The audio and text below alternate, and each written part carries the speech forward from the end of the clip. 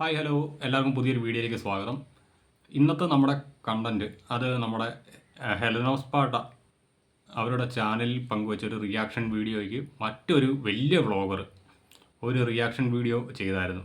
അതായത് ഹെലനോസ് പാട്ട എന്ന് പറയുന്ന ചാനലിൻ്റെ ആ പെൺകുട്ടിയുടെ പേര് ധന്യ എന്നങ്ങാണ്ട് വന്ന് തോന്നുന്നു. എനിക്ക് അതിൻ്റെ കറക്റ്റ് ഡീറ്റെയിൽസ് അറിയത്തില്ല.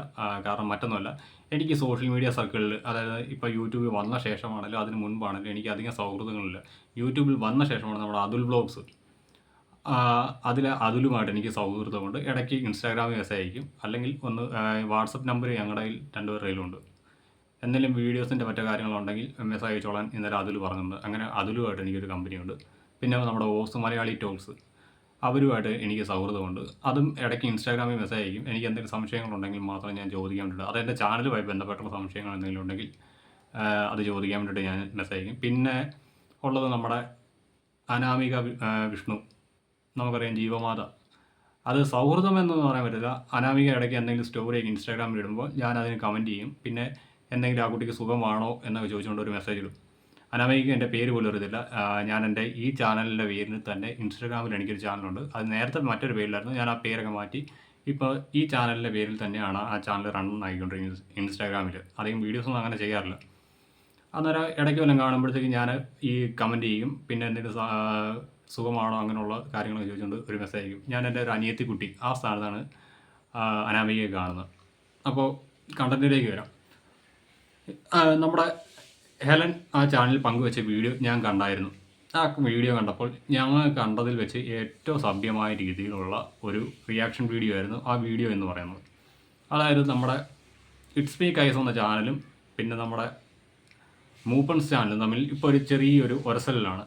അതിൻ്റെ ഭാഗമായിട്ട് മൂപ്പൻസ് വ്ലോഗിലെ ആൾ നമ്മുടെ ഇറ്റ്സ് മീ കൈസിലെ കൈസ് വർക്ക് ചെയ്യുന്ന സ്ഥാപനത്തിലേക്ക് വിളിക്കുകയും ആ സ്ഥാപനത്തിലെ റിസപ്ഷനിസ്റ്റാണ് അന്നേരം ഫോൺ എടുത്തത്.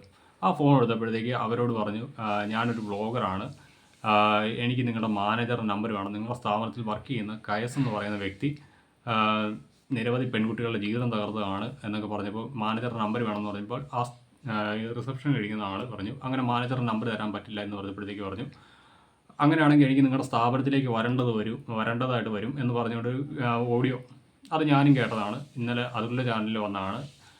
അങ്ങനെ അത് കഴിഞ്ഞ ശേഷം നമ്മുടെ കയസ് തിരിച്ച് വിളിച്ച് ഒരു വീഡിയോ തിരിച്ച് വിളിക്കുന്നത്, അതായത് മൂപ്പൻസ് വ്ലോഗിലെ ആളെ തിരിച്ച് വിളിക്കുന്ന വീഡിയോയും വന്നതാണ്.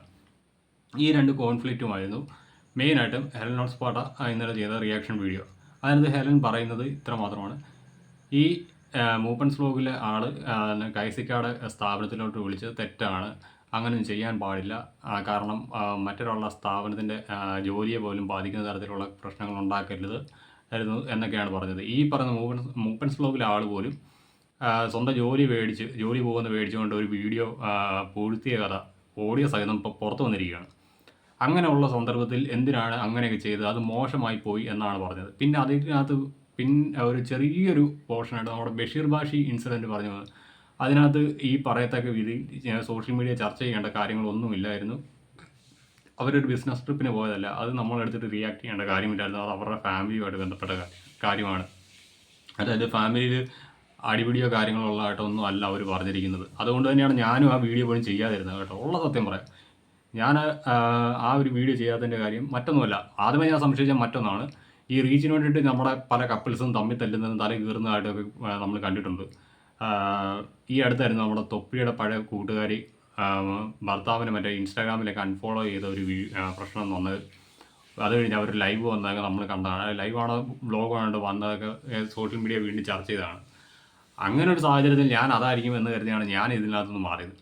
പിന്നെ ഞാൻ ഈ രേണുസുതിയുമായിട്ട് ബന്ധപ്പെട്ട കണ്ടൻറ്റ് ചെയ്യാൻ കാരണം അത് അവരുടെ ഭാഗത്തു നിന്ന് അവരൊരു മൈക്ക് കാണുമ്പോൾ വിളിച്ചു പറയുന്ന ഓരോ തോന്നിവാസങ്ങൾക്ക് ഇതിനാണ് ഞാൻ റിയാക്ട് ചെയ്യുന്നത്. അത് ചിലർ ഈ ഇടയ്ക്കിടയ്ക്ക് വന്ന് ഈ ചൊറിഞ്ഞ് കോരിക്കുന്നതാണ് ഞാൻ ഈ കണ്ടൻറ്റ് ഇടയ്ക്ക് കയറി പറഞ്ഞു പോകുന്നത്.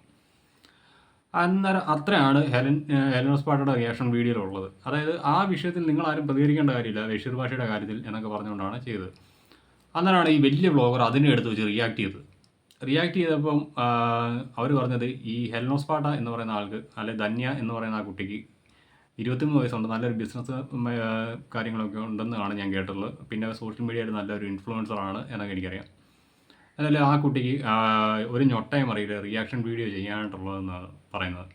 എന്നാലും എനിക്ക് തോന്നുന്ന ഈ ഹെലന് ശരിയാണ്, ഈ ഞൊട്ടയൊന്നും അറിയത്തില്ല. കാരണം ഈ വലിയ ബ്ലോഗർ അവരുടെ പരിപാടി നമുക്ക് എല്ലാവർക്കും അറിയാവുന്നതാണ്.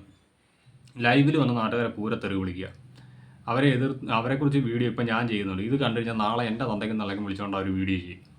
അത് കണക്ക് തന്നെ നമ്മുടെ ഭരണാധികാരികളെ മുഴുവൻ തെറി വിളിക്കും.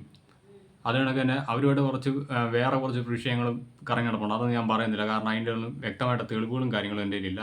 എനിക്കറിയാവുന്നൊരു വിഷയമുണ്ട്, അത് ഞാൻ പുറത്ത് പറയുന്നുമില്ല. അത് കഴിഞ്ഞു പോകുന്ന കേസ് കേട്ടായ കാരണം ഞാനതൊന്നും പുറത്ത് പറയുന്നില്ല. പിന്നെ ഞാൻ അവർക്കെതിരെ ഒരു പരാതി കൊടുത്തിട്ടുണ്ടായിരുന്നു. അതിനെക്കുറിച്ചാണ് പറയുക. എൻ്റെ മതവിശ്വാസങ്ങളെ, ആചാരങ്ങളെ, അനുഷ്ഠാനങ്ങളെ, ക്ഷേത്രങ്ങളെ എല്ലാം അവഹേളിച്ചുകൊണ്ട് അവരുടെ ചാനലിൽ ചെയ്തൊരു വീഡിയോ, അത് മറ്റൊരു യൂട്യൂബറുമായിട്ട്, അതായത് ഇപ്പോൾ ഇറ്റ്സ് മീ ഗൈസും ഓപ്പൺസ് വ്ലോഗും തമ്മിലുള്ള ഒരു തർക്കം പോലെ വന്ന ഒരു വിഷയത്തിൽ അവരും മറ്റൊരു ചാനലിലെ സ്ത്രീയും തമ്മിൽ വന്ന തർക്കത്തിനിടയ്ക്ക് ഒരു റിയാക്ഷൻ വീഡിയോ ചെയ്തു, അല്ലെങ്കിൽ ഒരു വ്ലോഗ് ചെയ്തപ്പോൾ അതിനകത്ത് എൻ്റെ വിശ്വാസങ്ങളെ, അനുഷ്ഠാനങ്ങളെയും അവഹേളിച്ചതിൻ്റെ പേരിലാണ് ഞാൻ കേസ് കൊടുത്തത്. അതുകൊണ്ട് തന്നെ ഈ വീഡിയോ ഇനിയിപ്പോൾ അവരുടെ അടുത്ത് ചെല്ലുമ്പോഴത്തേക്ക് അവർ ഉറപ്പായിട്ട് എൻ്റെ തന്തയ്ക്ക് നാളേക്കും വിളിച്ചുകൊണ്ട് വീഡിയോ ചെയ്യുമെന്ന് എനിക്കറിയാം. പക്ഷേ എന്തായാലും ഞാൻ അവരെപ്പോലെ തരം താണ ഒരാളല്ല, അതുകൊണ്ട് ഞാൻ അവരെ തെറി വിളിക്കത്തില്ല. അതെൻ്റെ സംസ്കാരമല്ല. പക്ഷേ അതിന് പകരം ഒരാണായിരുന്നു ഞാൻ വേണം കണ്ണും പൂട്ടി ഞാൻ വിളിക്കാനെ. പക്ഷേ ഒരു പെണ്ണിനെ വിളിക്കാണ്ട് എനിക്ക് താല്പര്യമില്ല. അതുകൊണ്ട് തന്നെയാണ് ഞാൻ അവരിതിപ്പോൾ കണ്ടിട്ട് എന്നെ തെറി വിളിച്ചുകൊണ്ട് വീഡിയോ ചെയ്താൽ എനിക്ക് പ്രശ്നമല്ല. പിന്നെ അന്ന് അവർ ആ വീഡിയോ ചെയ്തപ്പോഴത്തേക്ക് എനിക്ക് വേണം അവരെ തെറി വിളിച്ചുകൊണ്ടും വീഡിയോ ചെയ്യായിരുന്നു. അത് കണക്ക് തന്നെ വേണമെങ്കിൽ അവരുടെ വിശ്വാസങ്ങളെല്ലാം ചോദ്യം ചെയ്തുകൊണ്ട് എനിക്ക് വീഡിയോ ചെയ്യാമായിരുന്നു. പക്ഷേ അതൊന്നും എൻ്റെ സംസ്കാരമല്ല. ആ സംസ്കാരം എനിക്കൊട്ട് വശവുമില്ല താനെ. അപ്പോൾ ഞാൻ ഈ പറഞ്ഞു വന്നത്, ഇങ്ങനെയൊക്കെയുള്ള കാര്യങ്ങൾ ഹെലന് വശമില്ല. മനസ്സിലായില്ലേ? ഇങ്ങനെയുള്ള പ്രശ്നങ്ങൾ, കാര്യങ്ങളോ, ഇങ്ങനെയുള്ള ഞൊട്ടുകൾ വിദ്യകളൊന്നും ഹെലന് വശമില്ലാത്ത കാരണമായിരിക്കും ഈ ചേച്ചി പറഞ്ഞത് ഇവർ നമ്മുടെ റിയാക്ഷൻ വീഡിയോസ് ഒന്നും ചെയ്യരുതെന്ന് പറഞ്ഞു. അതൊരു കുറവാണെങ്കിൽ ഹെലൻ ഇത് ചെയ്യാതിരിക്കുന്നതായിരിക്കും നല്ലത്. ഇവരെ പോലെയുള്ളവരെ തൃപ്തിപ്പെടുത്തണമെങ്കിൽ ഈ ഞൊട്ടയൊക്കെ പഠിക്കണം. ഞങ്ങളെപ്പോലെ ഉള്ളവർക്കൊക്കെ താൻ ഇന്നലെ പറഞ്ഞ ആ വീഡിയോയിലെ കണ്ടന്റ് ഞങ്ങൾക്കൊക്കെ മനസ്സിലാവുന്ന കാര്യമാണ്. അത് ഏറ്റവും സഭ്യമായ രീതിയിലുള്ളതാണ്. ഞാൻ പോലും പറഞ്ഞു വരുമ്പോൾ ചിലപ്പം ടോൺ മാറിപ്പോകാറുണ്ട്. കാരണം എനിക്ക് അങ്ങനെ സഭ്യമായ രീതിയിൽ അധികം സംസാരിക്കാണ്ട് പറ്റില്ല. എൻ്റെ മൈൻഡ് പെട്ടെന്ന് ചേഞ്ച് ആവും. ഞാൻ ചിലപ്പോൾ നല്ല ദേഷ്യത്തോടെ സംസാരിക്കും. അത് കണക്ക് മറ്റു രീതിയിലും സംസാരിക്കാം. ഏറ്റവും എക്സ്ട്രീം ലെവലിൽ ഞാൻ ചീത്ത വിളിക്കാൻ എനിക്ക് മടിയില്ലാത്തതാണ്. പക്ഷേ ഞാൻ ഇവിടെ കുറച്ച് കൺട്രോൾ ചെയ്താണ് സംസാരിക്കുന്നത്. അങ്ങനെയുള്ള കാര്യങ്ങളൊന്നും ഹെലിന് വശമില്ല. അത് അവരുടെ ബ്ലോഗിൽ നിന്ന് എനിക്ക് മനസ്സിലായതാണ്, ഇന്നലെ കണ്ടതിനകത്തുനിന്ന്. അതായിരിക്കും ഇവർക്കും ഇഷ്ടപ്പെടാതെ പോയത്. പിന്നെ ഇതിനകത്ത് ഇവർ പറയുന്നുണ്ട്, ഇവരുടെ മതവുമായി ബന്ധപ്പെട്ടൊരു കാര്യം പറയുന്നുണ്ട്. അതായത് ബഷീർ ഭാഷിയുടെ ഈ വിഷയവുമായിട്ട് ബന്ധപ്പെട്ട് അതിനകത്ത് എനിക്കൊന്ന് ഈ വലിയ ബ്ലോഗറിനോട് എനിക്ക് പറയാനുള്ളൂ, മറ്റൊന്നുമല്ല. അത് നിങ്ങളുടെ മതവും മതവിശ്വാസങ്ങളുമായിട്ട് ബന്ധപ്പെട്ട വിഷയമാണ്. അതിനെ തിരുത്തുവാൻ ഞങ്ങളാരും ബാധ്യസ്ഥരല്ല. അത് ഞങ്ങൾ തിരുത്തുവാൻ ശ്രമിച്ചു കഴിഞ്ഞാൽ അത് മറ്റൊരു തലത്തിലേക്ക് പോകും.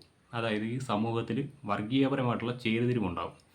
ആ ചേരിതിരിവ് ഉണ്ടാക്കാൻ ശ്രമിച്ചതിൻ്റെ പേരിലാണ് ഞാൻ നിങ്ങൾക്കെതിരെ DGPക്ക് പരാതി കൊടുത്തത്. അതായത് നിങ്ങൾ അന്ന് ചെയ്ത വീഡിയോ 2 വിഭാഗത്തിൽപ്പെട്ട ആളുകൾ അങ്ങോട്ടും ഇങ്ങോട്ടും എടുത്തിട്ട് ചെളിവാരി എറിയാൻ തുടങ്ങിയിരുന്നെങ്കിൽ ഈ സംസ്ഥാനം നിന്ന് കത്തും. അത്രയ്ക്കുള്ള ബോധമുള്ള ആൾക്കാരെ ഇവിടെ ഉള്ളൂ.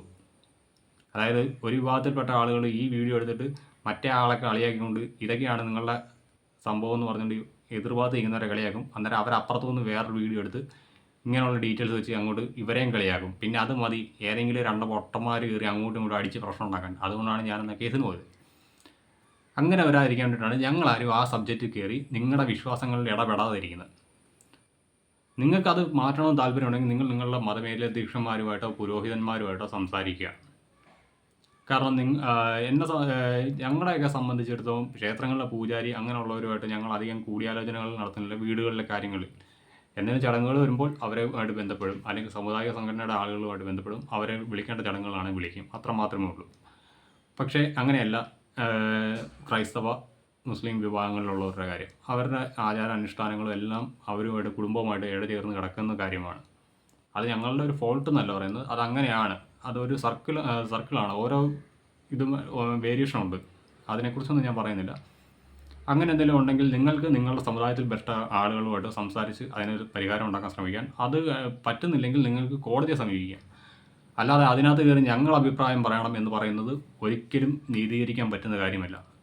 നിങ്ങളുടെ വിശ്വാസത്തിൽ എന്തെങ്കിലും തെറ്റുണ്ടെങ്കിൽ അത് നിങ്ങളാണ് കോടതിയെ സമീപിക്കേണ്ടത്, അത് തിരുത്തണമെന്ന് പറഞ്ഞുകൊണ്ട്. അല്ലെങ്കിൽ നിങ്ങളുടെ മതമേലധ്യക്ഷന്മാരെ സമീപിക്കുക. അല്ലാതെ അത് ഞങ്ങളുടെ തലയിലോട്ട് കെട്ടിവെക്കരുത്. അതിനുള്ള കഴിവില്ലെങ്കിൽ മിണ്ടാതിരിക്കുക. അപ്പോൾ ഇത്രേ ഉള്ളൂ വീഡിയോ.